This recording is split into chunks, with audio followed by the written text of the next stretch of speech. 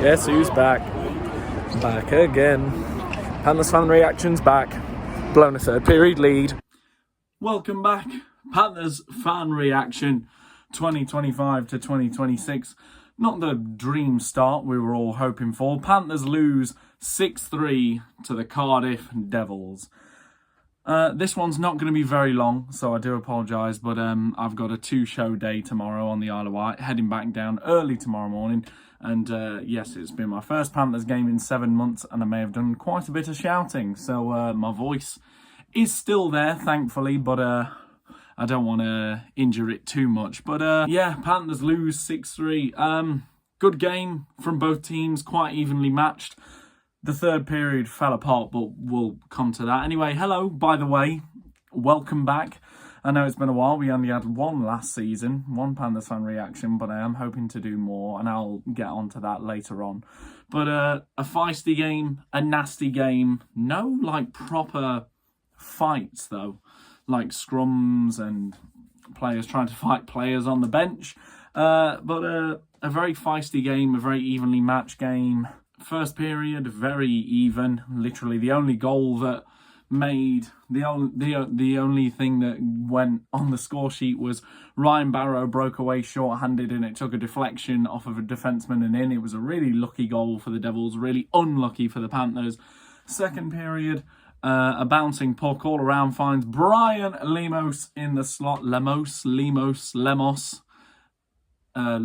is what John O'Bullard called him. So Brian Lemos pots the puck past Ben Bounds. It's 1-1. Panthers have tied the game. Like I said, very even game. Then, all of a sudden, a blast from the blue line. I believe it was Matt Spencer, tipped in by Matt Marcineau. 2 new signings get on the board for the Panthers. And then carnage at one end of the ice. I think players are trying to hit players, and, you know, just the Hanson brothers out there for the Cardiff Devils. But David Noel, after a missed chance by Chase Pearson, Dr. Eggman himself, plays it back to David Noel, who fires it in from long range, beats Ben Bounds, and it's 3-1 Panthers. Then Paul Thompson calls a timeout, and the Devils score 5 after the timeout is called. The Panthers score none. Don't want to say it was the turning point of the game, because if it was the turning point of the game, the Devils would have scored more than 1 in the second period. But that second goal very well works on the power play, and who else but Christoph Kontos, former Nottingham Panther from last season, who got booed quite a bit, which I wasn't expecting. But yeah, fires a really well-placed shot. I know he scored a goal, but I thought he would have a bit of a better game against us tonight. That was his one good bit on the power play, and he was a power play specialist for us last year. So, you know, obviously he's still finding his game. It's the first competitive game of the season. But yeah, interesting to see that people were booing Kontos. So, yeah, I mean, you know, it's all part of the pantomime dramatics. So we go to the third, and all of a sudden the Nottingham Panthers don't know how to string a pass together. And the forecheck was good. The defence was okay, despite the 4 goals we let in the third. The passing is what failed us. We could not string a pass together.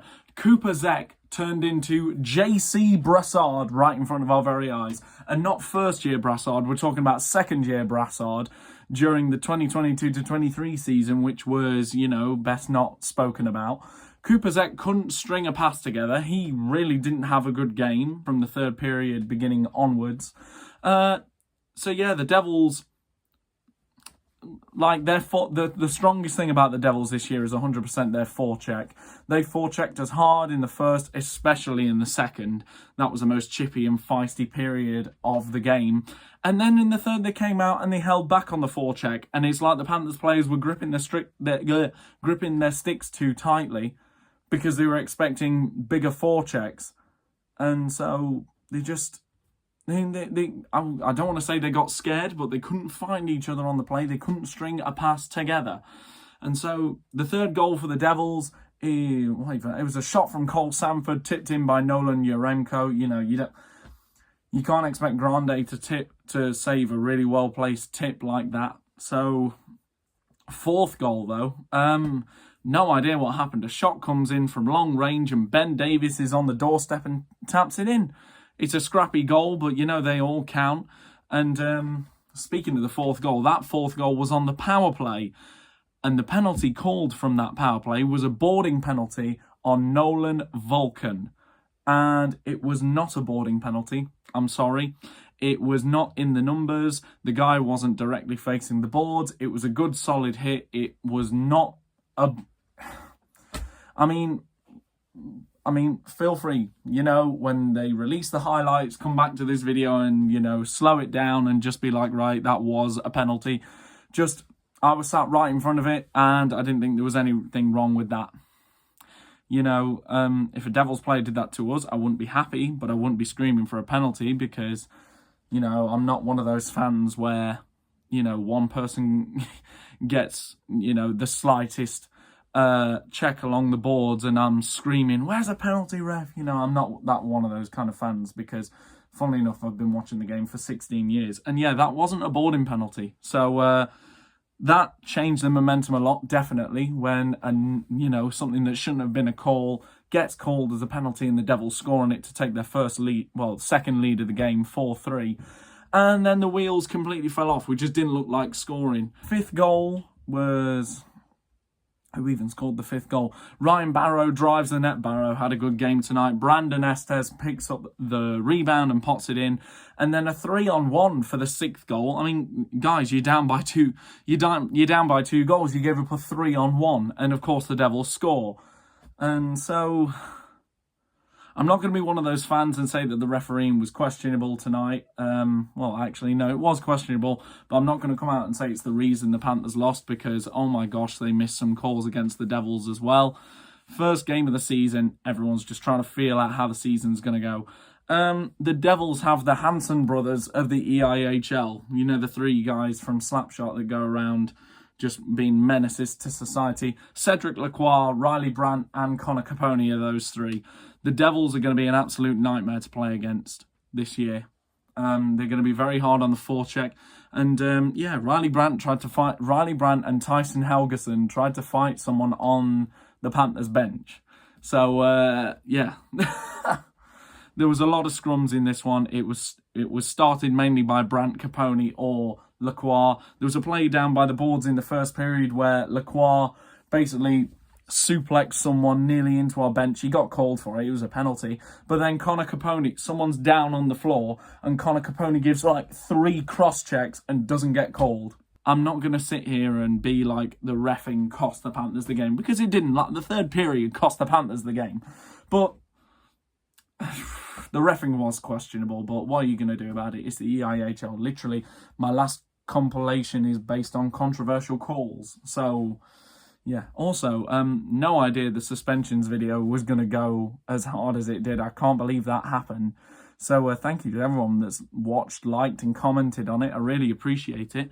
And I said I was going to keep it short. We're at 8 minutes. I'm probably going to have to call it there. I want to protect my voice. But also, ladies and gents, I have got a bit of news. I've only got a month left at Norton Grange on the Isle of Wight because I have got myself a job performing on a cruise ship. So that means while I'm on the ship, no Panthers fan reactions at all. There's no chance of it. But I do get a month at home living a normal life between mid-October and mid-November. So I will go to as many Panthers games as possible and you will get as many of these as possible. So I'll be looking forward to getting back to doing these every game. That's going to be something I'll really look forward to. Also, the rehearsal process is in the UK as well. So if I can catch a game, I will. If I can do a reaction video after it, I will. But this job on the cruise ship, I'm really looking forward to it. And also, it might open up a lot of opportunities. We go cruising a lot round Europe on this one. So... the dream is to be able to catch a game in Europe and maybe report on the European games I've seen or make videos about the places I've been to and their hockey history. So there's lots of opportunities we can make. But ladies and gentlemen, welcome welcome back. Not the start we wanted at all. There are some really bright spots. Ross Armour looks like a really hard worker. Chase Pearson looks great. Him, Fossier and Doherty, I think once they get going as a line on the score sheet, they won't be able to be stopped. Marcineau looks quite good. David Noel looks quite good. His defence was a bit spotty, but, you know, oh well. Good to see the guys back like Fossier, Doherty. Can't wait for Alfaro to be back. He's my favourite player. Fans around the league are going to say that Jason Grande was terrible tonight. No, he wasn't. The team in front shut down in the third period, so say what you want, really. It's not the truth. You weren't there. Devils fans, we didn't even know you were in the building until the fourth goal. Red Army, whatever. We couldn't hear you until you went ahead in the third. But it's just great to be back to a game, and just I hope that third period tonight wasn't a sign of things to come. I hope it's just a team in their first competitive game of the season trying to figure out how to close out a game. But I'm sure we'll be fine. We'll see. We don't know, because we could end up like this lot again. But ladies and gentlemen, thank you very much for watching. Welcome back. Thank you for all the support. This is only the third video back on the channel from my almost yearly hiatus at this point. But thank you so much for everyone who's liked, commented and viewed the suspensions video. That's gone crazy. It would be amazing to hit 1,000 subscribers. So, you know, if you're enjoying it, please, you know, subscribe. I've never been one of those people to be like, oh, please subscribe to my videos. But yeah, anyway, thank you very much. I'm going to wrap it up because I'll just start waffling. But Panthers are back. Not the result we wanted. I'm not going to shout and scream about it, though, because they played well. They just fell off in the third. If they play badly in a game I see, oh my God, I will tell you that they're playing badly. But for now, thank you very much. And I will see you in the next one. Bye-bye.